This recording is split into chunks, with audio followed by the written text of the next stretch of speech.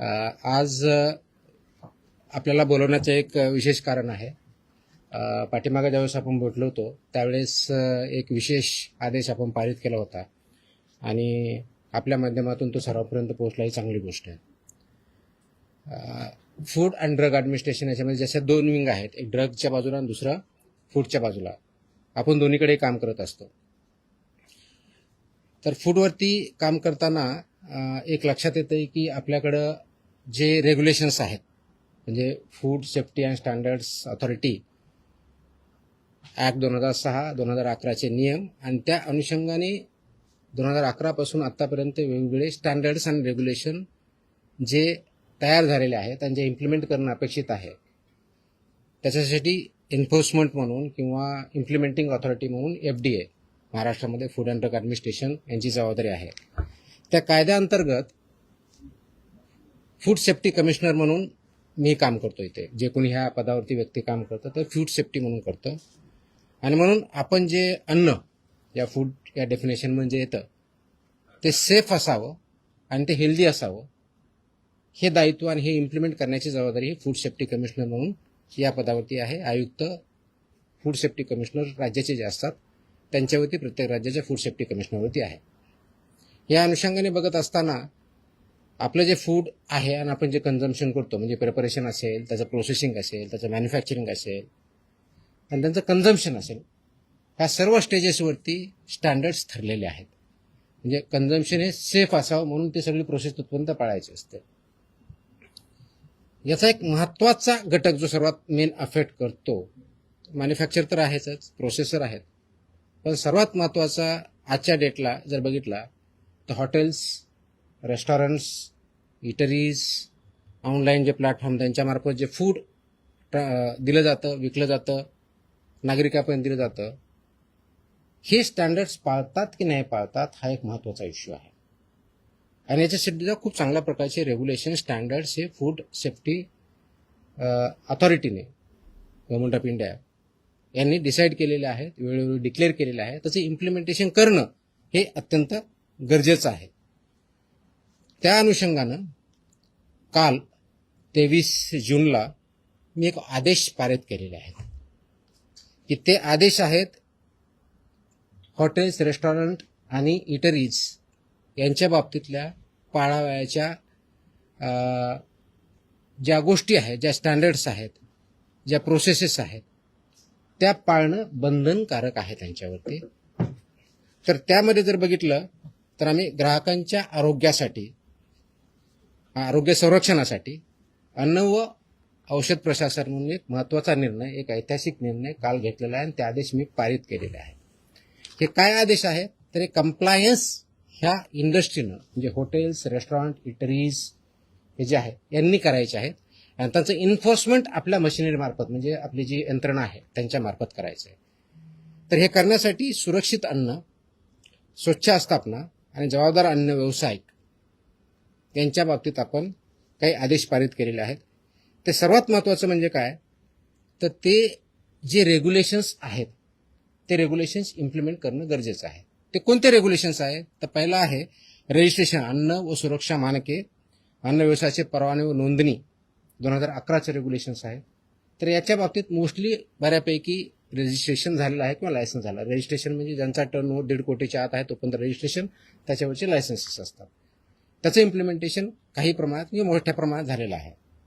पण त्याच्या व्यतिरिक्त अन्न व सुरक्षा मानके, अन्न उत्पादन मानके व अन्न संयोजके हे विनियम 2011 याचं इम्प्लिमेंटेशन होणं गरजेचं आहे. त्याचप्रमाणे अन्न व सुरक्षा मानके, दूषके, विषे व अवशेष हे 2011चे रेग्युलेशन्स आहेत, याचं इम्प्लिमेंटेशन होणं गरजेचं आहे. त्याचप्रमाणे अन्न सुरक्षा व मानके, लेबलिंग आणि प्रदर्शन 2020 याचं इम्प्लिमेंटेशन होणं गरजेचं आहे. त्याचप्रमाणे अन्न सुरक्षा व मानके, पॅकेजिंग विनियम 2018 याचं इम्प्लिमेंटेशन होणं गरजेचं आहे. आणि त्याचबरोबर शाळेतल्या मुलांसाठी जे सुरक्षित अन्न व संतुलित आहार नियम 2020 आहेत हे सुद्धा इम्प्लिमेंट होणं गरजेचं आहे. आपल्यासमोर हा प्रश्न असेल की हे मानके होते तर म्हणजे का इम्प्लिमेंट झाले नाहीत किंवा पूर्णपणे होतात की नाही आहे. आतापर्यंत आमचा जो अनुभव आलेला आहे, म्हणजे माझ्या अगोदरचा आहे, जे काही रेट झालेले आहे, सर्च झालेले आहे, सीझर झालेले आहेत, ज्या कंप्लेंट्स आलेल्या आहेत आणि त्याच्या ज्या फाइंडिंग्ज आहेत, त्या फाइंडिंगमध्ये आम्हाला काय सापडलं आणि त्याच्यात हे उत्तर आहे की हे आदेश मी जे पारित केले याची आवश्यकता का भासते. कदाचित इंडियामध्ये आपण फर्स्ट असू, मला माहित नाही बाकीच्या राज्यांनी केलेलं नाही, की मोस्टली मला जे आहेत असे आदेश मला बघायला भेटलेले नाहीयेत. कदाचित असेल किंवा दुसऱ्यांनी केले असेल. तर याची आवश्यकता यासाठी पाहिली की ज्या आम्ही राबवलेल्या तपासण्या आहेत, विशेष मोहिमा आहेत, सर्वेक्षण आहेत आणि अंमलबजावणी या कारवायामध्ये आम्हाला गंभीर त्रुटी या आस्थापनामध्ये आढळलेल्या आहेत. जसे की अस्वच्छ व आरोग्यास अपायकारक परिस्थितीत अन्न तयार करणे, दुसरं वापरलेल्या खाद्यतेलाचा परत पुनर्वापर करणे, वैद्यकीय तपासणी नसलेल्या कर्मचाऱ्यांकडून अन्न पडताळणी करणे, तापमान नियंत्रणातल्या त्रुटी ह्या असणे, कारण तापमान आपण ज्यावेळेस करतो त्याच्यामध्ये काही स्टँडर्ड्स ठरलेले आहेत, अन्न दर्जाहीन साहित्यामध्ये अन्न पदार्थाचे पॅकेजिंग करणे, ग्राहकांना सुरक्षित पाणी उपलब्ध न करून देणे आणि विविध अन्न सुरक्षा नियमांचे उल्लंघन करणे, ह्या मेजर त्रुटी आम्हाला त्याच्यामध्ये आढळल्या. आणि ह्या त्रुटी ह्या ज्या स्टँडर्ड्स आहेत याचं उल्लंघन करणारे आहेत आणि म्हणून परत आपल्याला त्याचे आदेश काढून ते इम्प्लिमेंट करण्याच्या दृष्टिकोनातून हे काल आम्ही 23 जून रोजी हे आदेश पारित केलेले आहेत. ती कॉपी आपल्याला मी आता देईलच, अवेलेबल आहे, आपण देऊया.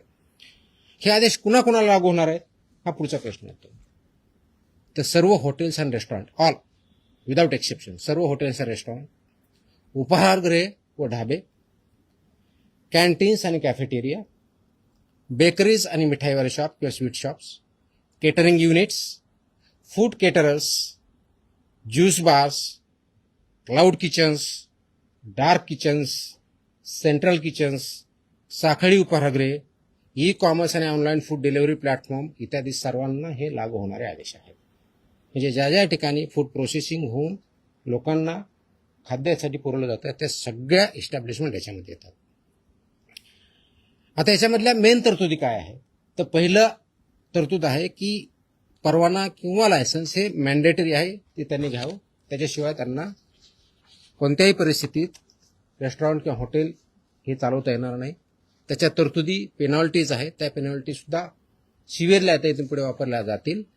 त्याच्यामध्ये अगदी 10 लाख विदाउट परमिशन चालू एखादे इस्टॅब्लिशमेंट असेल तर 10 लाखापर्यंत दंड आहे, परत प्रॉसिक्युशन आहे. ह्या सगळ्या गोष्टीचा आपण वापर करणार आहोत.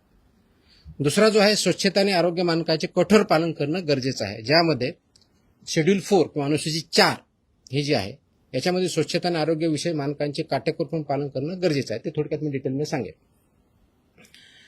कर्मचाऱ्यांची वैद्यकीय परीक्षा, तपासणी व प्रशिक्षण हे मॅन्डेटरी आहे.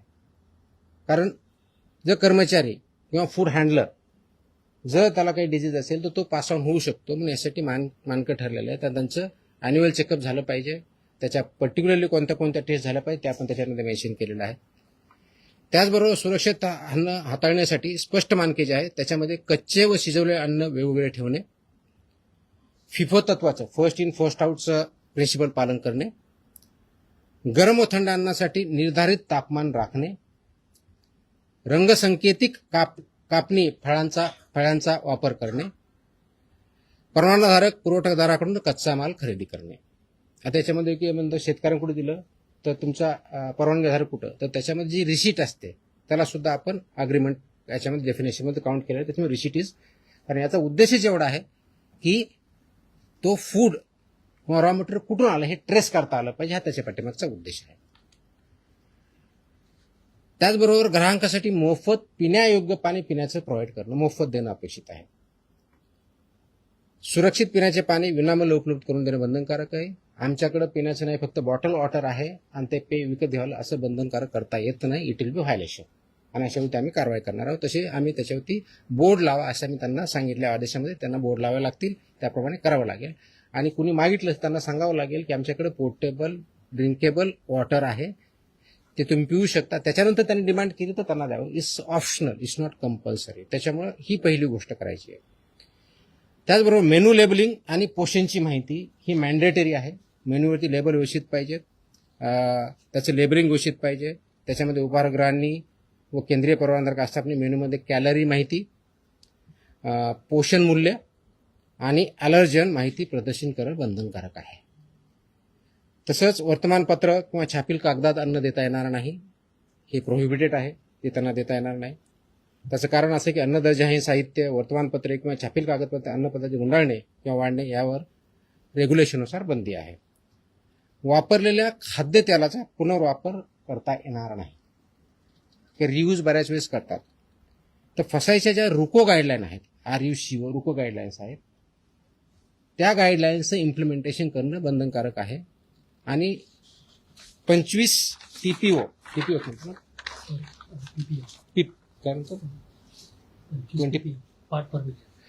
त्याच्यावरती जर गेलं तर ते वापरता येत नाही. आता ठळकपणे आपलं टेक्निकलच्या ऐवजी नॉर्मल भाषेत म्हणायचं तर त्या तळताना किंवा तेल जे आहे हे ज्यावेळेस करतात त्यावेळेस फ्लेम्स येतात, तर ते 25% जास्त असतं.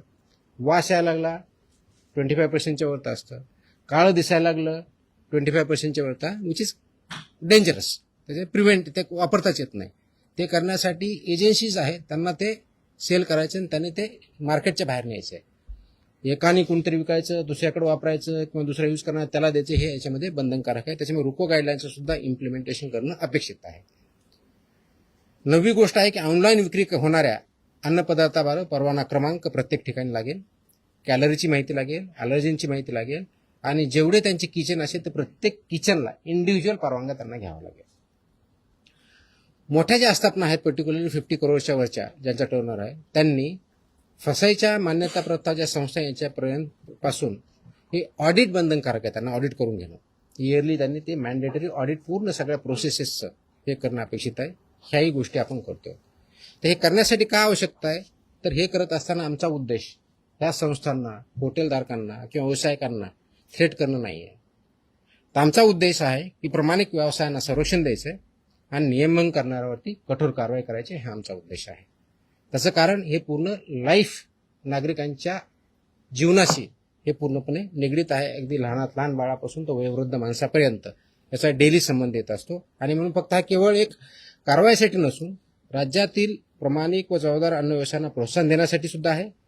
नियमांचे पालन करणाऱ्या आस्थापनांना ग्राहकांचा विश्वास वाढेल आणि संपूर्ण क्षेत्राची गुणवत्ता उंचावेल, हा त्याच्या पाठीमागचा उद्देश आहे. आणि हे जर केलं नाही तर 2006च्या कायद्यातल्या आणि त्या अनुषंगाने जे रेग्युलेशन्स आले त्याच्या दंडात्मक प्रोव्हिजन्सचा आपण त्याच्यामध्ये वापर करणार आहोत. ही विशेष मोहीम आम्ही आत्ता चालू करतोय, पण हे कायमस्वरूपी राहणार आहे. म्हणजे सुरुवात आतापासून करतोय, एक स्पेशल ड्राईव्ह म्हणून काम करतोय, पण ही कायमस्वरूपी 12 महिने चालणारे मोहीम असणार आहे. आणि हे पूर्ण महाराष्ट्रभर सर्व सहायुक्त, सर्व FSO, सर्व जॉईंट कमिशनर कालच आम्ही आदेश दिलेले आहेत. आज मी थोडीशी विषय घेऊन त्यांना सांगितलेलं पण आहे. तर स्वच्छतेपासून, पिण्याच्या पाण्यापासून ते किचनपर्यंत सगळ्या गोष्टी होतील. हे करण्यासाठी कुणाला काही कंप्लेन आले तर आम्ही 4 त्यांना ऑप्शन्स दिलेले आहेत. आपला जो टोल फ्री नंबर आहे तो दिलेला आहे, फसाईचा टोल नंबर दिलेला आहे, फॉस्कॉस मोबाईल ॲप आहे आणि संबंधित कार्यालयात सुद्धा किंवा मेलच्या माध्यमातून सुद्धा आपल्याला यामध्ये कंप्लेन करता येईल, ह्या दृष्टिकोन बघतोय. आता थोडक्यात डिटेल्स, कारण आपल्याला थोडं टेक्निकल जर वाटलं असेल तर उदाहरणार्थ म्हणून तुम्हाला काही बाबी सांगतो की अन्न व्यवसाय चालकांची कर्तव्य जबाबदाऱ्या काय काय असाव्या, त्याच्यामध्ये गोष्टी दिलेल्या आहेत. तर त्या बाबतीत बघितलं तर आरोग्यविषयक पद्धतीचे पालन करणे करताना विनियम 2.1.2 आहे. याच्यामध्ये केटरिंग कशी करावी हे पण ठरलेलं आहे. कार्यालयासाठी उत्तम स्वच्छता उत्पादन पद्धती कशी असावी हे पण ठरलेलं आहे. प्रत्येक प्रयोगास लागू अशा तपशीलवार आवश्यकता अशा गाईडलाईन्स आहेत त्या पण ठरलेल्या आहेत. आता जस्ट एक तुम्हाला एक्झाम्पल घेऊन किचन कसं असावं याच्यामधील माहिती देतो. स्वयंपाकघर कसं असावं, सर्व अन्न तयार करण्यात येणाऱ्या ज्या आहेत त्या जागेच्या भिंती व फरशा ह्या टाईल्सच्या पाहिजेत. भिंत आणि फरशी म्हणजे खालची हे दोन्ही लागणार आहे. फक्त तुम्हाला खाली टाईल्स असून चालणार नाही, भिंतीला पण टाईल्स लागतात. त्या वॉशेबल असाव्या लागतात, कारण ते वॉश करता आलं पाहिजे. त्याच्यातून कोणत्याही प्रकारचं मिक्सचर होणार नाही, अडल्चरेशन होणार नाही किंवा पॉयझनस सबस्टन्सेस जाणार नाही हे अपेक्षित आहे. ते अशोषक म्हणजे नॉन परमिएबल असावं, त्याच्यातून पाणी जाताना नाही हे बघावं लागणार आहे. त्याचबरोबर त्या धुण्यायोग्य असाव्यात हे असणं आहे. हे करताना पुरेशी हवा खेळती पाहिजे तिथं. यांत्रिक वायू विजन व निर्वातन प्रणाली बसवली पाहिजे, ज्याला एक्झॉस्ट आपण असं म्हणूया. त्याचबरोबर एक्झॉस्ट चिमणी असणं अपेक्षित आहे किंवा होड खाली करावीत असे अपेक्षित आहे. त्याचबरोबर कच्चा माल म्हणजे रॉ मटेरियल जे आहे ते त्यांनी स्वीकारण्यासाठी वेगळा सेक्शन, त्याचं प्रोसेसिंग किंवा तयारी करण्यासाठी वेगळा सेक्शन, स्वयंपाक तयार करण्यासाठी वेगळा सेक्शन आणि वाढण्यासाठी किंवा सर्व करण्यासाठी वेगळा सेक्शन, असं त्या रेस्टॉरंट किंवा हॉटेलमध्ये मांडणी असणं अपेक्षित आहेत. कच्चे व शिजवलेले अन्न क्षेत्र हे भौतिक श्रेष्ठता वेगळे ठेवावे लागणार आहेत. शाकाहारी व मांसाहारी हे वेगळे ठेवावे लागणार आहेत. आणि त्याचबरोबर त्याला अनुक्रमे शाकाहारी असेल तर हिरवा रंग, मांसाहारी असेल तर लाल रंग असे तुम्हाला फलक तिथे ठेवावे लागणार आहेत. तर ह्या गोष्टी ह्या मॅन्डेटरी आहेत, वेळोवेळी निर्देश दिले त्या दृष्टीनं आहेत. आणि हे काम करत असताना स्वयंपाकगृहात प्रवेशद्वारी पाणी, द्रव साबण, टॉवेल, ड्रायर अशी व्यवस्था पूर्णपणे असणं अपेक्षित आहे. सो दॅट तिथं ज्यावेळेस कोणता ग्राहक जाईल तर त्याला ह्या गोष्टी अवेलेबल पाहिजेत, जेणेकरून जेवताना किंवा तिथलं फूड कंझ्युम करताना त्याला ती फॅसिलिटी असणं अपेक्षित आहे. त्याचबरोबर पेस्ट कंट्रोल हे मॅन्डेटरी आहे. हे एखादी एजन्सीवर त्यांनी टायअप करायचे आणि ती व्हॅलिड असली पाहिजे, रजिस्टर्ड असली पाहिजे, अशाच एजन्सी ती डिप्लॉय करायच्या. त्यांनी पेस्ट कंट्रोल रेग्युलरली करून घ्यायचं. हे करत असताना कीटकमुक्त परिस्थिती राखण्यासाठी पुरेशा नियतकालिक अंतराने कीटक नियंत्रण म्हणजे पेस्ट कंट्रोलचे जे मेजर्स आहे ते करणं अपेक्षित आहे. त्याचबरोबर अन्न तयारी क्षेत्रात इलेक्ट्रॉनिक फ्लाय ट्रॅप बसवावेत, त्याची साठवण, अन्नाच्या ठिकाणी उंदीर, झुरळे, माशांचा प्रादुर्भाव शून्य असला पाहिजे. ते कोणत्याही परिस्थितीत ऍक्सेप्ट होऊ शकत नाही. It's absolutely not acceptable as per the rules and regulations. तर हे एक उदाहरण म्हणून आहे. याची ऑर्डरमध्ये मी सगळ्या गोष्टी दिल्या ज्या 10च्या आसपास गोष्टी आहेत. हे करण्यापाठीमागचा उद्देश एवढाच आहे, कारण प्रोसेस केलेलं फूड आपण ज्यावेळेस खातो त्याचे इम्पॅक्ट आपल्यावरती होतात. म्हणजे फूड पॉयझनिंग जे एक्स्ट्रीम केस आहे, पण ते दररोज आपल्या हेल्थवरती कॅलरीपासून ते चुकीच्या पद्धतीने हँडल करण्यापासून, स्वच्छतेपासून ते पाण्यापासून ते बसण्याच्या व्यवस्थेपासून तर असणाऱ्या गोष्टी तिथं कोणत्या कोणत्या आहेत ह्या मॅन्डेटरी आहेत. आणि याच्या बाबतीत आपल्याला काही त्रुटी सापडत असेल की जसं की आता तुमचा याच्यामध्ये सांगितलं की हॉट फूड म्हणतो, गरम जेवण म्हणतो, तर त्याचं टेम्परेचर किती आहे हे पण ठरलेलं आहे. ज्यावेळेस हॉट फूड म्हणतो तर 60 डिग्री सेल्सिअस ते हीट पाहिजे. तुम्ही म्हणलं की कोल्ड तर 4 डिग्री सेल्सिअसचं पाहिजे. तुम्ही म्हणलं फ्रोझन तर -18 डिग्री सेल्सिअसचं पाहिजे. तर ह्या मॅन्डेटरी गाईडलाईन आहेत. त्या इम्प्लिमेंट होतात की नाही होतात ते करण्याच्या दृष्टिकोनातून नागरिकांमध्ये अवेअरनेस यावा, त्या इंडस्ट्रीला आणखी चांगल्या पद्धतीने माहीत व्हावं आणि आमच्या अधिकाऱ्यांनी ते इम्प्लिमेंट करावं. हा तिहेरी पर्पज याच्या पाठीमागचा आहे. आणि या तिहेरीच्या माध्यमातून एकत्रित येऊन हे आपलं आरोग्य नागरिकांचं कसं चांगलं राहील अशा दृष्टीने हे काल आम्ही आदेश इंग्लिश आणि मराठी दोन्हीमध्ये आहेत. दोन्हीच्या कॉपी आपल्याला भेटतील. प्रेस नोट सर्क्युलेट करा ती दिलेलीच आहे. तर या माध्यमातून हे नागरिकांनाही माहीत व्हावं, त्या इस्टॅब्लिशमेंटला माहीत व्हावं आणि आम्ही इन्फोर्स करताना ह्या सगळ्या गोष्टी बघाव्या. बऱ्याच वेळेस होतं की आमचे अधिकारी ज्यावेळेस जातात त्यावेळेस तिथला सॅम्पल घेतला जातो. सॅम्पलचा रिझल्ट आल्यानंतर आम्ही पुढची बघतो. पण फक्त सॅम्पल घेणं एवढ्यापुरतं मर्यादित राहायचं नाही. हे मी आदेश दिलेले आहेत की तिथे गेल्यानंतर हे जे टोटल 28 रेग्युलेशन त्याच्यापैकी 22 हे वेगवेगळ्या बाबतीत आहेत. जसं याच्या बाबतीत जवळजवळ 9 रेग्युलेशन्स मी सांगितले ह्या इंडस्ट्रीच्या बाबतीत. तर प्रत्येकाला more than 2 to 3 regulations compulsory आहेत, कारण रजिस्ट्रेशन कंपल्सरी आहे, बाकी स्वच्छतेच्या बाबतीतले आहेत. तर हे सगळे जे रेग्युलेशन त्या सगळ्यांचं रेग्युलेशनचं पालन होतंय की नाही, कंप्लायन्स ती इंडस्ट्री किंवा इस्टॅब्लिशमेंट करते की नाही हे बघणं आवश्यक आहे. आणि तशा दृष्टीने इथून पुढे तपासण्या होतील. त्याच प्रकारे सॅम्पल घेणं त्यातला एक भाग राहील. ह्या सगळ्या गोष्टीचा कंप्लायन्स त्यांना करणं कंपल्सरी आहे. आणि हे ज्यावेळेस सॅम्पल लॅबकडे जातात तर लॅब बरोबर देताना आम्ही आमचा एक फॉर्म असतो, फॉर्म 5, आणि ड्रगचा एक वेगळा फॉर्म आहे. म्हणजे तिथे तर ते फॉर्म 5 पूर्णपणे आतापर्यंत भरला जात नव्हता का इनकम्प्लीट येत होता. आता मी इन्स्ट्रक्शन दिलेलं आहे की फॉर्म 5 हा कंपल्सरी टोटल भरला पाहिजे, म्हणजे त्याच्यात फिलअप केलं पाहिजे जे काय माहिती आहे. त्याचबरोबर एक ॲडिशनल नोट पण त्याच्यात लिहिली पाहिजे की हे जे रेग्युलेशन्स आहेत हे रेग्युलेशन पाळले जातात की नाही, इनकम्प्लीट पाळले जातात का, कम्प्लीट पाळले जातात का, कम्प्लीट व्हायोलेशन केलं जातं, याचे डिटेल्स त्याच्यामध्ये येतील. त्याचं कारण असं आहे की बऱ्याच वेळेस लॅबमध्ये ज्यावेळेस रिपोर्ट जातात तर रिपोर्टमध्ये फक्त इन्ग्रेडियंटच्या आधारे त्याचा रिझल्ट येतो. वास्तविक बघता फक्त तेवढ्या पुरतं मर्यादित नाही. तसं असतं तर टेक्निकल जो तिथला असिस्टंट आहे किंवा सायंटिस्ट आहे यांनी तो रिपोर्ट दिला असता. त्याच्याऐवजी तिथं गव्हर्नमेंट ज्याला GA म्हणतो, गव्हर्नमेंट अनालिस्ट हा रिपोर्ट देतो. त्याचा उद्देश असा आहे की एका बाजूला ज्या गाईडलाईन्स आपल्या मॅन्युअल्स त्याच्या बाबतीतच्या लॅबच्या बाबतीतले पण मॅन्युअल्स आहेत, हा टेस्ट रिपोर्ट काय सांगतो आणि तिथली ओव्हरऑल कंडिशन्स आणि व्हायोलेशन्स काय झालेले ह्या दोन्हीच्या गोष्टीचं अनालिसिस करून त्यांनी अनालिटिकल रिपोर्ट देणं अपेक्षित आहे. Just to give an example की एखाद्या डेअरी प्रॉडक्टमध्ये किंवा हॉटेलमध्ये आपण गेला, तुमचा टेस्ट एकदम चांगला, आपण बघतो खूप चांगली टेस्ट आहे, त्याचे रिझल्ट स्टँडर्ड येतात.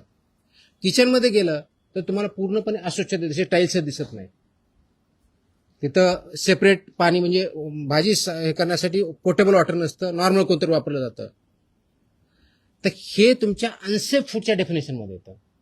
म्हणजे जरी तुमच्या प्रॉडक्टची टेस्ट म्हणजे तुमचा रिझल्ट हा जर आला की स्टँडर्ड आहे, पण ह्या जर कंडिशन असेल तर तुम्हाला त्या कंडिशन ह्या अनालिसिसमध्ये कन्सिडर करणं अपेक्षित आहे. आणि म्हणून मी सगळ्या लॅबची पण मीटिंग घेतली आहे. माझ्या अधिकाऱ्याने ते समजून सांगितलेलं आहे की तुमच्या ज्या डेफिनेशनचं अनालिसिस करताना फक्त टेस्ट रिझल्ट पुरतं मर्यादित न राहता हा ज्या फॉर्मच्या कंडिशन हे तुम्हाला कन्सिडर करणं as per the guidelines mandatory आहे, त्या पण कन्सिडर केल्या पाहिजे. आणि जो आमचा सॅम्पल घेतो त्यांनी सुद्धा त्यामध्ये कंडिशन त्या जी काय परिस्थिती आहे तिथली टाकली पाहिजे, जेणेकरून त्याचा अनालिसिस करेक्ट आहे. त्याच्यामुळं जे फूड आहे ते योग्य आहे की अयोग्य आहे, स्टँडर्ड प्रमाणे आहे की नाही आहे, आणि तिथलं कंडिशन फुलफिल होतात की नाही हे बघितलं जाईल. पर्यायानं जो कंझ्युमर आहे त्या कंझ्युमरला ते योग्य ती माहिती भेटेल आणि त्याच्या माध्यमातून त्याची हेल्थ आपण चांगली करू. म्हणून उद्देश आपण जो ठेवलेला आहे की पूर्णपणे नागरिकांचं आरोग्य हे चांगलं राहो अशा दृष्टिकोनातून आपण ते काम करतो. आणि म्हणून ह्या मोहिमेला आम्ही नावच दिलेलं आहे की त्याला सुरक्षित अन्न निरोगी महाराष्ट्र किंवा सुरक्षित महाराष्ट्र अशा दृष्टीचं हे मोहीम आहे, ती परमनंट राहणार आहे. आणि माझी ही विनंती आहे, आवाहन आहे या इंडस्ट्रीला की प्लीज फॉलो ह्या सगळ्या ज्या गाईडलाईन्स आहे, स्टँडर्ड्स आहे ते फॉलो करा. याचा कंप्लायन्स केलं तर you don't have anything to fear, but if you don't follow it you have nowhere to hide. अशा दृष्टीचे आदेश पारित झालेले आहेत. मला वाटतं की याचा इम्पॅक्ट डेफिनेटली होईल आणि ते इम्प्लिमेंटेशन करण्याच्या दृष्टिकोनातून FDA अक्रॉस महाराष्ट्र काम करत आहे. थँक्यू.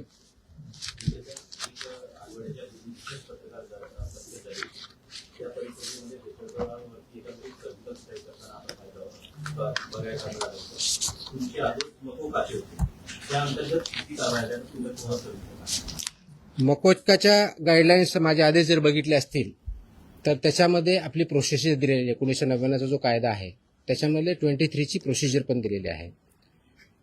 ते करताना तो गुन्हा केला त्याच्या अगोदर झालेला आहे का, त्याची हिस्ट्री काय, त्याचे अँटीसिडन्स काय आहे, त्याचे FIR काय आहेत, आणि हे असल्यानंतर त्याची अप्रुव्हिंग ऑथॉरिटी ही काय PI नाही आहे, ती DIG लेवलची ऑथॉरिटी आहे. तर अशा काही 4-5 केसेस बिल्डअप झालेल्या आहेत, पण फायनल मकोका अजून त्याच्यावरती इन्व्होक झालेला नाही, कारण ते इन्व्हेस्टिगेशनचा मॅटर आहे. ते झाल्यानंतर त्याच्यावर डेफिनेटली होतील. परंतु सर्व ज्या ज्या ठिकाणी आमच्या प्रोहिबिटेड आयटम्सवरती FIR झालेल्या आहे त्या प्रत्येक ठिकाणची FIR ही या अँगलमधून तपासली जाते आहे आणि त्याच्यावर पुढची कारवाई तुम्हाला काही दिवसात दिसेल. तुम्हाला एक गोष्ट माहिती आहे का, विधानसभेमध्ये एक अधिवेशन सुरू होतं. जितेंद्र आव्हाड जे आहेत त्यांनी आता एक हे केलं की 250 कोटी रुपये तुमची बदली घेण्यासाठी म्हणून इंटरनॅशनल ड्रग रॅकेटने गोळा केलेले. काय भानगड काय म्हणजे ही तुम्हाला काही माहिती आहे का? म्हणजे ड्रग माफिया आणि तुकाराम मुंडे काही जर समजत नाही. आयडिया नाही, काय आयडिया नाही. आय एम हिअरिंग फ्रॉम मला काय आयडिया नाही. त्यांनी बोललं तर त्यांना तुम्ही विचारलं पाहिजे, मला विचारून काय करणार आहे. बदली करण्यासाठी I have no idea, I have no comments. Drug माफियाला तुम्ही हात वगैरे लावलाय का, काही प्लॅनिंग केलं? मी माझ्या महाराष्ट्रात जेवढे मॅन्युफॅक्चरर्स आहेत, फूडवाले असतील, ड्रग्जवाले असतील, त्यांना इंडस्ट्रियलिस्ट किंवा एंटरप्रेन्योर म्हणतो. चुकीचे करणारे असतील तर त्यांना माफिया म्हणून ट्रीट केलं जाईल, कारवाई केली जाईल. किती महिने राहण्याचा प्लॅन करून तुम्ही खाल्ले? Sorry? इतरांना विचारतात. सॉरी, किती महिने राहण्याचा प्लॅन करून केला? आय थिंक प्रेस कॉन्फरन्सच्या बाहेरचे विषय आहेत हे आता. तर एक लॅबचा विषय असा होता की एफडीएच्या आता जे पायधुनीचं मॅटर झालं कलिंगडामधून विषबाधेच्या संदर्भात जुनं आहे. जुनं आहे, पण त्याच्यात एफडीएच्या लॅब ज्या आहेत त्या टेस्टिंगसाठी सगळ्या पद्धतीच्या तेवढ्या एफिशियंट नाही किंवा रिपोर्ट लवकर मिळत नाही, पाण्याचं अनालिसिस लवकर. ही फॅक्ट आहे की रिपोर्ट लवकर भेटत नाही, त्याचा मी आढावा घेतलेला आहे. आपल्याकडे सध्या 3 प्लेसेसला लॅब आहेत असं सांगितलं जातं. एक नागपूरला सांगितलं जातं, एक छत्रपती संभाजीनगरला आणि तिसरी इथे. या तिन्ही ठिकाणी आपल्याकडं ड्रग आणि फूड या दोन्ही लॅब आहेत. याचं थोडं करेक्शन आहे, ह्या 3 नाहीत, आपल्याकडे 5 लॅब आहेत. पहिली गोष्ट ह्या 3 आहेत, प्लस पब्लिक हेल्थ लॅबोरेटरी पुण्याला आहे आणि BMCकडे आपली एक स्टेट फूड लॅबोरेटरी आहे, अशा 5 लॅब आहेत. येतोय त्याच्याकडे. प्रेस वापरायचा विषय पण विचारतो. विचार ते बोलतोय, मी तेच बोलतोय. याच्यामध्ये जे सॅम्पल घेतले जातात, जेवढी मॅनपॉवर आहे, जेवढे इक्विपमेंट आहेत, ते आयडियल आहे का, त्याचं उत्तर नाही आहे. ते इम्प्रूव्ह करावं लागेल, ते विल डू. त्याचं प्लॅन आहे, त्याच्यावरती आपण काम करतोय. परंतु आजच्या डेटला जेवढे सॅम्पल घेतले जातात आणि जे आम्ही एका वर्षभरासाठी आम्ही प्लॅन करतो त्यासाठी घेतले जातील, त्याच्या मोस्ट ऑफ द टेस्टसाठी हे सफिशियंट आहे. जर आपण व्यवस्थितपणे त्याचा वापर केला तर हे मात्र मी सांगू शकतो आजच्या डेटला, कारण मी तो आढावा घेतला, त्याच्या आधारे बोलतो. काही मॅनपॉवर 1-2 महिन्यापूर्वी जॉईन झालेली तिथं नवीन, त्याच्यामुळे त्याची कपॅसिटी वाढलेली आहे. कपॅसिटीपेक्षा एफिशियन्सीचा प्रश्न जास्त आलेला आहे आणि ती एफिशियन्सी कशी वाढवायची याच्यावरती आमचं काम चालू आहे. मे मधले रिझल्ट तुम्हाला, जून मधले रिझल्ट, आता जो महिना आहे याचे सॅम्पल केलेले टेस्ट हे अगोदरच्या महिन्यापेक्षा बऱ्याच पटीने वाढलेले तुम्हाला दिसतील. क्वालिटीवरती काम चालू आहे, स्पीडवरती चालू आहे, एफिशियन्सीवरती चालू आहे. थोडेसे मॅनेजमेंटचे इश्यू आहेत, we are sorting it out.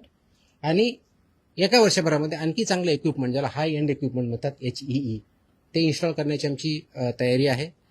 Plus 4 ठिकाणी पैकी 3 ठिकाणचं बांधकाम पूर्ण झालेलं आहे सिव्हिलवर. तिथं आपल्याला चालू कसं करता येईल हे बघूया. त्याच्यामध्ये यवतमाळचं एक आहे, आय थिंक नाशिकचं दुसरं आहे, तिसरं पुण्याची एक आहे आणि पेन या ठिकाणी कामकाज चालू व्हायचं आहे. त्याच्यामुळे त्याचं काम चालू आहे, पण ते स्पीडअप आपण करतोय. आणि सो दॅट मॉडेल आणि आयडियल लॅब्स कशा राहतील या दृष्टीनं याच्यावरती आपण काम करतोय. एक विचारायचं होतं, विधानसभेत सुद्धा तुमच्या चर्चा सुरू आहे. नरहरीजीवर म्हणतात की तुमचं काम चांगलं आहे, बदलीचा प्रश्नच नाहीये. सुधीर मुनगंटीवार म्हणाले की तुमच्या नावातला जो टी आहे त्याचा अर्थ टायगर आहे.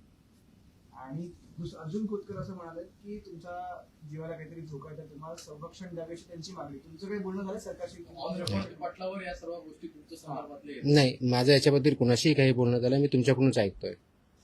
पण संरक्षणाची गरज तुम्हाला आहे की नाही याची काही तुम्ही मागणी केली? मी नाही अशी मागणी केली. मग का बरं तुमच्यावर इतकं अधिवेशन चाललंय? आता हे मी कसं उत्तर देऊ त्याचं? अधिवेशनात काय बोलावं हा त्यांचा प्रिरॉगेटिव्ह आहे, त्याचे मी कसं बोलणार? तुम्ही जे बोलताय त्यांना विचारा, मला विचारून काय ते उत्तर भेटत नाही. माझी काही चर्चा नाही. फक्त याच्या बाबतीत आपण जे थ्रेडच्या बाबतीत कदाचित मला आज हे कळलं की कुणीतरी एक फेसबुकवरती व्हिडिओ आहे, काहीतरी त्यांनी शिव्या दिल्यात वगैरे वगैरे काही केलं, त्यांना पोलिसांनी कारवाई पण केली आहे माझ्यामध्ये. तसंच आय थिंक औरंगाबादला छत्रपती संभाजीनगर जिल्ह्यामध्ये आपल्या पथकावरती अटॅक करण्याचाही प्रयत्न केला, तर त्याच्या व्यक्ती सुद्धा अरेस्ट इमिजिएटली झाली. मी स्वतः DGPशी बोललो होतो, DGPने तिथल्या CPना सांगून इमिजिएटली कारवाई पण केली. हे इन्फोर्समेंट आहे. इन्फोर्समेंट ज्यावेळेस येतं, कुणी इलिगल ज्यावेळेस काम करतं, तर everybody has to abide by rule of law. माझं म्हणणं आहे कायद्याचं राज्य आहे, कायद्याच्या राज्याप्रमाणे चाललं पाहिजे सर्वांनी. मला सर्वांना कायदा लागू होतो. याच्यात कुणी जर त्याच्यात पळवाटा काढण्याचा प्रयत्न करत असेल, माझ्या ज्युरिडिक्शन किंवा माझ्या अधिकाराला कुणी थ्रेट करत असेल, तर law will take its course, will not spare anybody. हे मात्र मी 100% सांगू शकतो. हे मात्र 100% आहे. तर त्याच्यावरती कोणत्या पद्धतीचं कॉम्प्रोमाइज केलं जाणार नाही. आणि म्हणून बघितलंच आहे, मोकोकासारखा सुद्धा कायदा आपण इन्व्होक का केला, तर जर एखादा आयटम 2012ला प्रोहिबिट झाला आणि तो जर भेटत असेल तर it's in a way not correct, आणि ते करण्याच्या दृष्टिकोनातून आहे. आज जशी ही जी आज ऑर्डर काल काढले, अशा पुढच्या दृष्टिकोनातून बऱ्याच अजून ऑर्डर यायच्या आहेत. त्याच्यावरती काम चालू आहे आणि त्या प्रत्येक सेक्टर वाईज येतील आणि त्याचा इम्पॅक्ट सोसायटीवरती ॲट लार्ज होणार आहे. आणि ते करण्याच्या दृष्टीनंच आम्ही काम करतोय, होलिस्टिक दृष्टिकोन करतोय. कोणी वाईट किंवा चांगल्या दृष्टिकोन, ही इंडस्ट्री आहे, एंटरप्राइज आहे, GDP ग्रोथ होणं गरजेचं आहे, त्याचे त्यांचं कॉन्ट्रीब्युशन आहे, पण ते as per the rules and regulation झालं पाहिजे, कायद्यानुसार झालं पाहिजे. कायद्याचं व्हायोलेशन करून कुणी पैसे कमवण्याचा प्रयत्न करत असेल, कुणी थ्रेटन करून किंवा ब्लॅकमेल करण्याचा प्रयत्न असेल, तर they will not be spare. This much I can say. पुढचाच प्रश्न होता, मुंबईची जर कल्चर आपण पाहिलं तर काही वर्षांपूर्वी, 15-1 वर्षांपूर्वी स्टेपल फूड वडापाव, गेल्या काही 10 वर्षांमध्ये ते बदलून तुम्हाला एव्हरी गेला तरी तुम्हाला इडली वडा हा मिळतो. आणि त्याचा मेन सोर्स जो आहे तो धारावीतून येतो. आणि ते धारावीतून काही फॅक्टरीज असतात, ते घरगुती असतात आणि ते कलेक्टिव्ह होऊन मुंबईत वाटली जातात. ते तुम्ही कसं काय फिगर आउट? सगळ्याच ठिकाणी मी जर सांगितलं की 1.5 कोटीच्या खालचे जे असे रजिस्ट्रेशन आपण देतो, त्याच्या गाईडलाईन्स माझ्या ज्या ऑर्डरमध्ये बघितलं, शेड्यूल आम्ही लावलेलं की त्यांनी काय काय करणं अपेक्षित आहे. जिथं गायडन्स पाहिजे आम्ही गायडन्स पण करायला तयार आहेत. आमचे अधिकारी जाऊन गायडन्स करतील, ट्रेनिंग देतील, हे इम्प्लिमेंटेशन करायचे यासाठी आहे की हा प्रश्न फक्त एका युनिटचा किंवा एका माणसाचा किंवा एका हॉटेलचा किंवा एका रेस्टॉरंटचा नाही आहे. हा पूर्ण 13 कोटी जनता जी आहे त्या सगळ्यांचा प्रश्न आहे. आणि हे डिपेंडंट ऑन इच अदर आहेत. म्हणजे आपल्याला हॉटेल पण पाहिजे, इटरीज पण पाहिजेत आणि कंझ्युमर पण पाहिजेत. पण हे सगळं करताना जे स्टँडर्ड्स आहेत, मानके आहेत, त्यानुसार चाललं पाहिजे. ते बऱ्याच लोकांना माहीत पण नाही. आता ते माहीत होण्याचा उद्देश की ठीक आहे, कायदा आहे, रेग्युलेशन्स आहेत, आपल्या काय वेबसाईटवरती अवेलेबल आहेत, पण तेच लोकांपर्यंत पोहोचण्याचा एक उद्देश. आणि जे याच्यामध्ये बिझनेस आहेत, एबीयूज ज्याला म्हणतो आपण, फूड बिझनेस ऑपरेटर्स, त्यांना सुद्धा माहिती इंग्लिश आणि मराठी, म्हणून ती ऑर्डर कॉम्प्रिहेन्सिव्ह दृष्ट्या मी काढली. आणि नाही केलं तर त्याच्या कंप्लायन्सची पेनॉल्टी तुम्हाला जस्ट आपल्या माहितीसाठी म्हणून एक थोडक्यात तो मला एक सांगायचं होता पण विसरून गेला. तर याच्यामध्ये जर बघितलं तर एक आहे की दंड, खटला व शिक्षा हे एक प्रोव्हिजन याच्या पानावरती दिलेलं आहे. त्याच्यामध्ये काय आहे, फॉर एक्झाम्पल असुरक्षित अन्न जर असेल, आरोग्यास हानिकारक जे ठरलेलं, तर मृत्यू झाला तर 7 वर्षापेक्षा कमी नाही व आजन्म कारावासापर्यंत एवढी सजा त्याच्यामध्ये आहे आणि 10 लाख रुपये दंड. हे अनसेफ फूड. आता अनसेफ फूडची डेफिनेशन मी आता थोडक्यात तुम्हाला सांगितली. अस्वच्छता आली तर अनसेफ फूड येऊ शकतं. दुसरं, गंभीर दुखापत झाली, इंजरी झाली, तर 6 वर्षापर्यंत कारावास आणि 5 लाखापर्यंतचा दंड आहे. गंभीर नसलेली दुखापत झाल्यास 1 वर्षापर्यंतचा कारावास आणि 3 लाखपर्यंतचा दंड आहे. दुखापत न झाल्यास 3 महिन्यापर्यंतचा कारावास व 3 लाख रुपयापर्यंतचा दंड आहे. त्याचबरोबर आता जो एक मुद्दा आला आहे की अधिकाऱ्यांचं काय, तर अन्न सुरक्षा अधिकाऱ्यास, ज्याला FSO म्हणतो, जो बेसिक ऑथॉरिटी आहे, अडथळा अथवा त्याची तोतयागिरी कुणी केली तर त्याला 3 महिन्यापर्यंतचा कारावास आणि 1 लाख रुपयापर्यंतचा दंड हे त्याच्यामधलं प्रोव्हिजन आहे. हे तर मला कारावासाच्या बाबतीत सांगितले. फक्त दंडनीय अपराधाच्या बाबतीत काय, दिशाभूल करणारी जाहिरात, आता खोटा दावा 10 लाखापर्यंत दंड, वैध परवानाशिवाय व्यवसाय करणे 10 लाखापर्यंत, विदाऊट लायसन्स 10 लाख रुपयाचा दंड, अवमानक म्हणजे सबस्टँडर्ड अन्न उत्पादन, साठवण, विक्री अथवा सेवा 5 लाख रुपयाचा दंड, चुकीचे नामकरण असलेले ज्याला मिसलेबलिंग म्हणतो ते 3 लाख रुपयापर्यंतचा दंड, प्राधिकृत अधिकाऱ्यांच्या निर्देशांचे पालन न करणे 2 लाखापर्यंतचा दंड, अन्नाची अस्वच्छ अथवा अनारोग्यकारक प्रक्रिया व तयारी 1 लाखापर्यंतचा दंड. आता हे कायद्यात आहे, रेग्युलेशन्समध्ये आहे. कदाचित इम्प्लिमेंटेशन एवढे स्ट्रिक्टली झाले नसतील, बट इथून पुढे 100% होतील आणि त्याचा परिणाम आपल्या ह्या इंडस्ट्रीवरती, हेल्थवरती अल्टिमेटली होईल. जे आपल्याला आपण जे कॅम्पेन घेतलेलं आहे की safe food, safe drug, safe Maharashtra, तर सेफ फूडच्या पार्टमधला हा एक पार्ट आहे. त्या दृष्टिकोनातून आपण काम करतो. हा मी स्पेसिफिकली विचारला यासाठी कारण की फक्त धारावी हे आपण रजिस्टर्ड आस्थापनांबद्दल बोलतो. धारावी असेल किंवा मुंबईत ठिकठिकाणी जर आपण पाहिलं तर स्लम पण नाही, आपण कुठेही गेलो तरी रस्त्यावरती स्टॉल लावतात, पण ते जे अन्न शिजवतात ते त्यांच्या घरी शिजवतात आणि ते काय रजिस्टर्ड असतं असं नाही, पण त्यांच्यावरती पण ते पण रडारवरती असणार. ऑफकोर्स सगळेच मी सांगितलं, सगळ्या आस्थापना याच्यामध्ये काम करतात, त्या सगळ्या आल्या.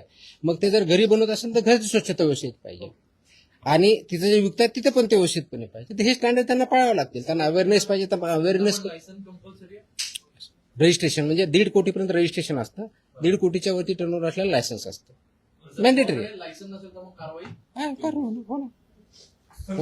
सुरुवात झाली आपल्याकडे जवळजवळ 11.5 लाख लायसन्स होल्डर किंवा रजिस्टर्ड आहेत महाराष्ट्रात. म्हणजे टोटल याच्यामधले, त्याच्यामधले फूड याच्यामध्ये 4-4.5 लाखाच्या आसपास आहेत. म्हणजे it's not a small number, it's a biggest number in India. बरोबर ना. जवळजवळ 4-4.5 लाख आपल्या फूड बिझनेस ऑपरेटर जे फूड सेक्टरमध्ये काम करतात तेवढेच आहे. त्याचा स्मॉल नंबर नाही आपल्याकडे आणि तो वाढतोय. म्हणजे 31 मार्चला आम्ही आकडा बघितला तर अराउंड 11,30,000 होता, आता 11,61,000च्या आसपास गेलेला आहे. Yes please. पावसाला सुरुवात झाली आणि मुंबईसारख्या ठिकाणी खाऊ गल्ल्या आहेत ज्या अस्वच्छ असतात, दुर्गंधीयुक्त ठिकाणी बऱ्याचदा खाद्यपदार्थ विक्री केले, त्यांच्या नोंदणी देखील नसतात. अशा खाऊ गल्ल्यांवरती कसं नियंत्रण मिळतं? आता जे सांगितलं त्याचे सगळे रेग्युलेशन इम्प्लिमेंट करायचे. आपण स्पेशल मूव्ह दरवर्षी आपण पावसाळ्याच्या अगोदरची मूव्हिंग घ्यायचो, पण ते थोडंफार असायचं. तर ह्याच्यामुळे मी कॉम्प्रिहेन्सिव्ह आदेश परमनंटली काढलेले आहेत. हे आपण करणारच आहोत. माझी एक दुसरी विनंती आपल्या माध्यमातून सर्वांना, की आपण जे अन्न सेवन करतो ना ते सेफ आहे की नाही हे थोडं बघावं.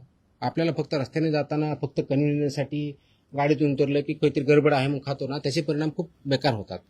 तो सेफ आहे की नाही पहिलं तर बघा. ते रेस्टॉरंट वगैरे रजिस्टर्ड आहे की नाही, त्याच्यावरती मॅन्डेटरी आहे. समोर दरवाजाला त्यांनी रजिस्ट्रेशनचं सर्टिफिकेट लावणं मॅन्डेटरी आहे. नसेल तर ते आम्हाला कळवा, आम्ही तशी कारवाई करू.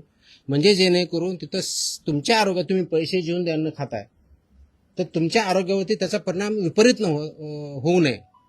तो चांगल्या दृष्टीने व्हावा हे जर करायचे थोडी काळजी घेतली पाहिजे. तर स्ट्रीट फूड जरी असलं तर ते व्यवस्थित आहे की नाही हे सुद्धा आपण पाहणं बंधन करावं. त्याच्यामुळं सेलर जसे आहेत तसे कंझ्युमर आहेत. जे डिमांड आहे तसे सप्लाय आहे. तर सप्लायर जरी असले आणि डिमांड नसेल तर ऑटोमॅटिकली ते बंद होईल. तर डिमांड करणाऱ्यांनी सुद्धा त्यांचा अवेअरनेस वाढावा, त्यांनी सुद्धा काम करावं, ॲज अ कंझ्युमर सुद्धा आपण बघावं. ह्या दृष्टिकोनाने सुद्धा हे आदेश वाढा. आम्ही वेबसाईटला टाकतो, आपल्या माध्यमातून तो जाईलच.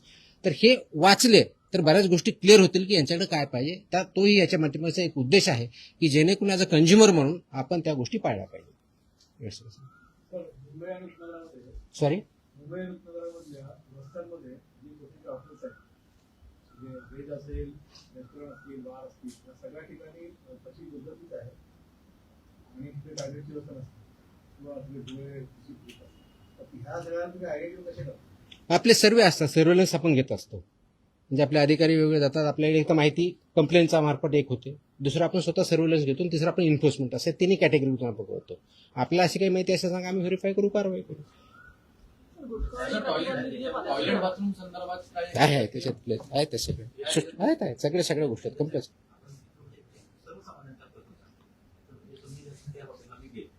तिथं बोर्ड तर नसतो, स्वागतम सुस्वागतम चांगला मोठा याच्यामध्ये आणि त्याचं नाव असतं.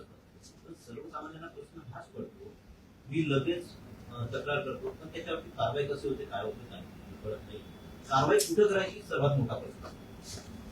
म्हणजे तक्रार कुठं करायची, आताच मी सांगितलं, नंबर म्हणा किंवा इथं. आता परत सांगतो मी. मला घेऊन असं आहे की दादर ईस्ट मध्ये जेवढे छोटे ऑफिस आहेत तिकडे अत्यंत जी अवस्था जी आहे ती वाईट आहे. करू आम्ही सगळे जे कोणते असतील सगळ्यावरती करू, काहीच अडचण नाही. ही अवस्था सगळ्या ठिकाणी आहे, पण दादर कंप्लेंटच्या बाबतीत मी सांगितलं आपल्याला 4 ऑप्शन दिलेले आहेत आणि काही दिवसामध्ये पुढच्या आठवड्यापासून आम्ही एक आता आजच आम्ही टेस्ट केलेली आहे, वेब लिंक तयार केलेली आहे. त्याच्यामुळे तुम्हाला त्याच्यावर डाउनलोड केले की मोबाईलवरून करता येईल एवढी व्यवस्था केली. पण त्याला एक 8-1 दिवस लागतील आणखी, कारण ते टेस्टिंग अधिकारी टेस्टिंग करतायत, त्याच्यावरती ट्रायल चालू आहे, ड्राय रन चालू सध्या. एक 8-1 दिवसामध्ये ते पण लागेल. आपल्याला हेल्पला म्हणजे ज्याला टोल फ्री नंबर आहे 1800-222-365 हा आमचा इथला आहे टोल फ्री नंबर. 24 तास चालू असतो आपल्याकडे, 24 तासमध्ये ते येतात. फसाईचा टोल फ्री नंबर आहे 1800-114-000. याच्यावरती आपण करू शकता. फॉस्कासचा मोबाईल ॲप आहे, आपण डाउनलोड करू शकता, त्याच्यावरती करू शकता, किंवा ईमेलच्या आधारे आपल्या कार्यालय करू शकता किंवा फिजिकली देऊ शकता. एवढे 5 मीन्स आजच्या डेटला अवेलेबल आहेत. आणि 6वा जो आपला जो वेब लिंक करतोय पुढच्या 1 आठवड्यामध्ये येईल. कारण हे जे आहेत हे मोस्टली आपल्याला फूडसाठी अवेलेबल आहे. ड्रगसाठी जर करायचे असेल त्यासाठी वेगळं नाही, म्हणून आम्ही ते वेब लिंक करतोय. मोबाईलवर डाउनलोड केली की ते AI इनेबल्ड आहे. त्याच्यामुळे तुम्हाला तो प्रश्न विचारणार काय ते करत जाणार आणि त्या दृष्टीनं म्हणजे बोलता येतं किंवा टाईप करता येतं, दोन्ही ऑप्शन आम्ही देणार आहोत, जेणेकरून ते आमच्यापर्यंत येईल. आम्ही ते ऑटोमॅटिक असाइन करू आणि त्याचा डॅशबोर्ड मला पण बघता येईल, त्या अधिकाऱ्याला बघता येईल, किती आल्या, कुणाकडे गेल्या, किती पेंडिंग आहे, किती दिवसापासून पेंडिंग आहे. Everything will be there. It is there. We are establishing the system. त्या संदर्भात तुम्ही खूप मोठी कारवाई करत आहात, तर त्या संदर्भात काही माहिती द्या की किती जणांवर याचा कारवाई झाली, किती जण. मला वाटलं आज खूप जास्त होईल, माझ्याकडे डेटा आहे. उद्या तुम्हाला त्याच्याबद्दलची 1 महिन्यामध्ये जेवढ्या कारवाया झाल्यात, कारण उद्या 1 महिना पूर्ण होतो, त्या दृष्टीने परिपूर्ण नोट गुटख्याच्या बाबतीतले असेल, नॉन गुटख्याच्या बाबतीतले असेल, ड्रगच्या बाबतीतले असेल, आणि ते मेजर आकडा आहे, मी देईल. सॉरी, अरे यार, लास्ट टाइम आपने वो ही वायरल किया, मुझे हिंदी अच्छी नहीं, वही वायरल हो गया आपने.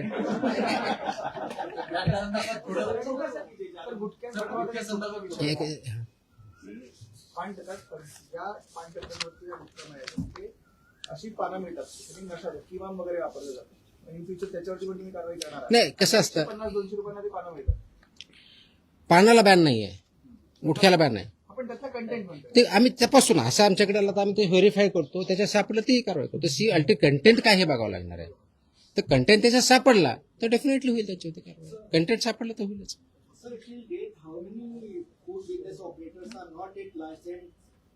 ये कैसे पता चलेगा लाइसेंस नहीं है करके? लाइसेंस मैं बता रहा हूँ, लाइसेंस मेरे महाराष्ट्र में टोटल 11,61,000 लाइसेंस और रजिस्टर्ड FBOs है. महाराष्ट्र की बात कर रहा हूँ. अभी अवेयरनेस क्रिएट नहीं होता है, अभी लाइसेंसिंग और रजिस्ट्रेशन बढ़ रहा है, चालू है ना, ऑनलाइन ही है. How many people are still like 80% हो चुका है. अरे ऐसे कैसे बता पाएंगे? वो मेरे पास एस्टिमेट होता तो सब नहीं कर लेता मैं. एस्टिमेट कितना बाकी है कैसे बोल सकते हैं? तो जो इन्फॉर्मेशन आएगी अवेयरनेस क्रिएट उतना बढ़ते जाएगा. हा. फूडमध्ये फूड पॉइझनिंग हा मुद्दा आहे. खिचडीमध्ये असेल किंवा हॉटेलमध्ये असेल, हा आता खूप क्रुशियल आहे. आणि Yes. वरचेवर होतो. म्हणजे Yes. कोणाला 2-1 दिवस होतात, दुसऱ्या उदाहरण आपण बरे झालो, पण खूप सिरियस कंडिशन आहे. येस. तर त्याच्या ज्या टेस्टिंगची जी मेथोडॉलॉजी आहे, तर त्या पद्धतीने आपण फूड पॉइझनिंग अशी काही टेस्टिंग नसेल. शेवटी फूड टेस्ट करायचं असतं आणि ते वेगळे टेस्ट असतात. त्या टेस्ट आपल्याकडे अवेलेबल असायला पाहिजेत. ते आपण करतो. हा food poisoning is basically unsafe food असेल तर मोस्टली फूड पॉइझनिंग. पॉइझनिंगच्या संदर्भामध्ये टेस्टिंग करण्यासाठी लागतं. नाही पॉइझनिंगचं टेस्टिंग नसतं, ते फूडचं टेस्टिंग असतं. फूड मधल्या पॉइझनिंग ते असतं, आपण टेस्ट करतो ना, आपण टेस्ट करतो, फूडच टेस्ट करतो असतो. त्याचे जे काही इन्ग्रेडियंट त्याप्रमाणे आहेत, स्टँडर्ड प्रमाणे आहेत नाहीत हेच बघत असतो.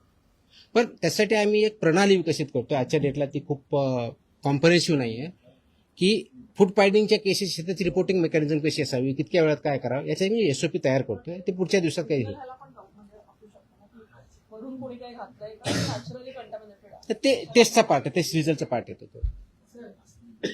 जे लोक आतापर्यंत नोंदणी केली नाही त्यांना काय आव्हान देऊ? ज्यांनी नोंदणी केली नाही त्यांना एकतर बिझनेस बंद करावा लागेल किंवा नोंदणी करून काम करावं लागेल. तर माझी विनंती आहे की जे याच्यामध्ये काम करतायत तर त्यांनी एक तर नोंदणी करून घ्यावी आणि आपला बिझनेस जे काही स्टँडर्ड्स आहेत त्याप्रमाणे चालवावा किंवा आपला धंदा बंद करावा. अन्यथा 10 लाखापासून 10 लाखापर्यंत पेनल्टी आहे, त्याचे आम्ही प्रोव्हिजन वापरायला सुरुवात करतोय. आता तुमचे खूप जास्त प्रश्न होत आहेत. तुम्ही 1 महिना झाला म्हणतात जवळपास तुमची होऊन. तुम्हाला काय वाटतं पहिले जे आयुक्त निवडून आले होते काही सुट्टी राहत होते काय माहिती, कारण की तुम्ही आल्याच्या नंतर जी FDA एवढं अनालिटिकल स्किल माझ्याकडे नाही, ते तुमच्याकडे आहे. तुम्ही विचारा आणि तुम्ही त्याची उत्तर द्या. आप यहाँ पे कोई पूछ रहे थे. हाँ मी एकटाच हिंदीवर हाँ हम सब जब एफडीए में काम करते हैं तो फूड और ड्रग सेक्टर में काम करते हैं. एफडीए ये रेगुलेटर है और उसमें फूड का हर आदमी का कांटेक्ट आता है बचपन से लेके बुढ़ापे तक. और फूड का सबसे ज़्यादा आजकल जो कांटेक्ट आता है जो हम खाते हैं वो होटल रेस्टोरेंट ये सब में आता है. इसके लिए रेगुलेशंस है, स्टैंडर्ड्स है, वो इम्प्लीमेंटेशन होने चाहिए. वो छोटा सा रेस्टोरेंट हो या स्टार होटल हो, ये सब के लिए स्टैंडर्ड 2011 से अब तक आए हुए हैं. 2020 2026 के भी कुछ आए हैं कि जैसे कि आपके जो इंस्ट्रूमेंट सब्जी काटने वाले कौन से होने चाहिए, स्टेनलेस स्टील का क्या चाहिए, ये सब इसमें पैकेजिंग का मटेरियल चाहिए, फूड ग्रेड वाला चाहिए, नॉन फूड ग्रेड वाला चाहिए, ये सब डिसाइडेड है. लेकिन हमने जो महाराष्ट्र में पाया है कि जो हम सर्वेलेंस करते हैं, इन्फोर्समेंट एक्टिविटी लेते हैं, जो कंप्लेन आते हैं वो हम चेक करते हैं, तो उसमें काफ़ी हद तक ये वायलेशन पाए गए हैं कि जो फूड स्टैंडर्ड्स है अलग अलग उसका पालन नहीं किया जाता है. वो जो फूड स्टैंडर्ड्स है वो सेफ्टी के हिसाब से हो, सैनिटेशन के हिसाब से हो, वहाँ के फूड हैंडलर्स हो, वाटर बॉटल की मतलब पानी फ्री में जो पोर्टेबल देना चाहिए वो हो, या लाइसेंस नहीं है या लाइसेंस वहाँ दिखाया नहीं जाता ये हो, ये सब के जो रेगुलेशंस हो इम्प्लीमेंटेशन करना जरूरी है. इसलिए 23 जून को कल मैंने as a food safety commissioner Maharashtra बोल के कुछ आदेश पारित किए हैं. ये that is regarding hotels, restaurants and eateries. इन्होंने जो स्टैंडर्ड्स इम्प्लीमेंट करना है उसके हिसाब से हमने किए हैं. ये जो कंप्लाई नहीं करेगा उनके ऊपर सख्त कार्रवाई ये फसाई के जो रेगुलेशंस है और उसके अंदर जो स्टैंडर्ड्स है उसके हिसाब से की जाएगी. जैसे फॉर एग्जांपल अगर कोई अनरजिस्टर्ड या अनलाइसेंस भी वो काम कर रहा है तो उसको 10 लाख तक की पेनल्टी है. अनसेफ फूड अगर कोई बना रहा है, प्रोसेस कर रहा है या सेल कर रहा है तो उनको लाइफ इम्प्रिजनमेंट तक और 10 लाख तक पेनल्टी हो सकती है.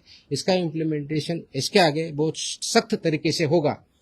ये मेरी विनंती है, मेरा एक आह्वान है कि जो इंडस्ट्री इसमें है सबने इसका कंप्लायंस करना चाहिए. और मेरे ऑफिसर को मैंने सख्त ताकीद दी है कि ये सब इम्प्लीमेंटेशन कंप्लीट होगा, कॉम्प्रहेंसिव होगा. अब तक जाके सिर्फ सैंपल लेके जो आते थे उतना नहीं होगा.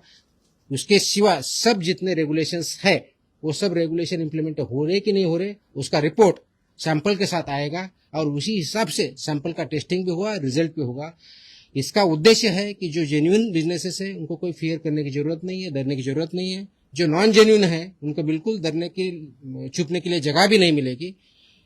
इसका अंतिम उद्देश्य है कि जो ह्यूमंस है, जो सिटीजन्स है महाराष्ट्र के और बाहर से जो यहाँ आते हैं वो जो फूड खाते हैं वो फूड पूरा तरीके से सेफ हो, सिक्योर हो, जिसकी वजह से आपकी हेल्थ अच्छी रहे, इम्प्रूव हो, ना कि उसके वजह से आपको फूड पॉइजनिंग या आप उसके वजह से आपको पता नहीं, इसकी वजह से उसका आपका एडवर्स इम्पैक्ट हो। इसीलिए ये आदेश जारी किए हैं, इसका इम्प्लीमेंटेशन चालू हो चुका है। ई कॉमर्स वाले हैं जो सब ई कॉमर्स भी आया, प्लेटफॉर्म भी आया, डार्क किचन भी आया, चेन वाले भी आए, सब इसमें आए हैं।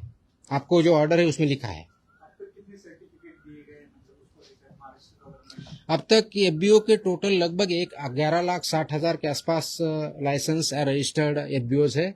उसमें से जो food industry particularly hotel restaurants इसमें जो है तो 4 लाख से ज़्यादा है, तो काफ़ी बड़ा नंबर है। लेकिन उसमें हम काम करेंगे, कंप्लायंस करेंगे और लोगों की हेल्थ बढ़ाएंगे।